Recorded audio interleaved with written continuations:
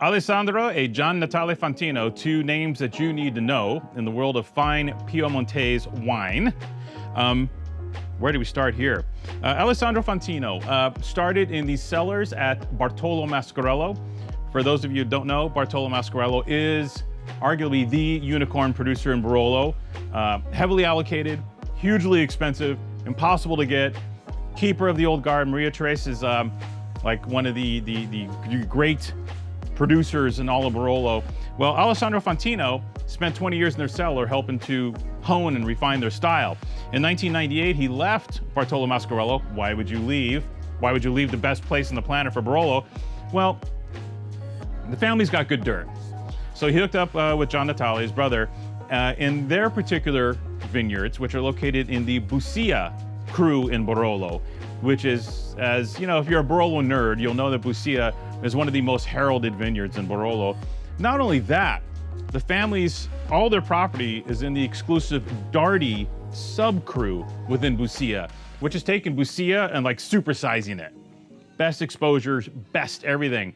The family owns all Dardi all the time. So the question you have to ask yourself is, do they make Barolo Busia? Yes, they make Barolo Busia, they make Busia Reserva, they do all the fancy Barolo stuff. But, all right, so what if all your dirt is in this super exclusive Rockstar vineyard, and then you sit there and go, well, I need to make like drinking wine. You make drinking wine from one of the greatest vineyards in Barolo, and that's what this is. This Rosso de Dardi from Alessandro e Gian Natale Fantino is 100% Nebbiolo, 100% from the Dardi sub-crew in Busia, 100% from a great vintage. Now, you're probably looking at me going like, hey, it says Rosso on it, must be cheap. Because we get a lot of that here. We get a lot of people that think if it says Rosso on a bottle of Italian wine, it's like the $3 house wine that they had on their vacation to Sicily 10 years ago, which is not the case. Rosso merely means red. It is a red wine from the Dardi crew. Now, why don't they call it Nebbiolo or Langhe Nebbiolo or Nebbiolo d'Alba? Because previous to these last few vintages, this wine had grapes other than Nebbiolo in it. So you couldn't call it Langhe Nebbiolo if it had other grapes in it. Now, they're lazy, so they just kept the name. You know, it's a bit of a brand name, right? So if it's already called Rosso de Dardi, why not just keep calling it Rosso de Dardi? But in fact, it is from the younger vines of Nebbiolo, from the great Busia Dardi crew.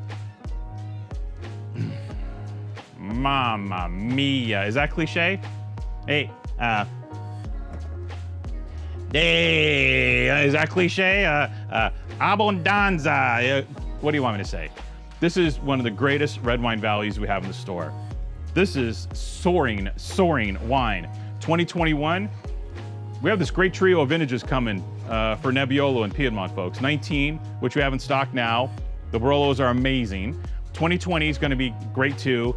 And 21 may be the trump card. We're going to have to wait a couple of years. But 21 may outdo it. The 21 little wines are sensational. There's fruit, there's richness, there's intensity, there's also acid. I mean, these wines have remarkable balance. I don't know if you've been trying any of the 2021 Tuscan Reds right now, but same type of deal. They're remarkably balanced for their size. It is something, man. And I'll tell you what, this wine at 20 bucks, it is one of the greatest red wine values I think we have in the store. This is stunning. Checks the boxes, baby. Great vineyard, great producer, great vintage, ridiculous price. If you like Nebbiolo, run, don't walk for this fabulous, fabulous wine from Alessandro e Gian Natale Fantino. Hey.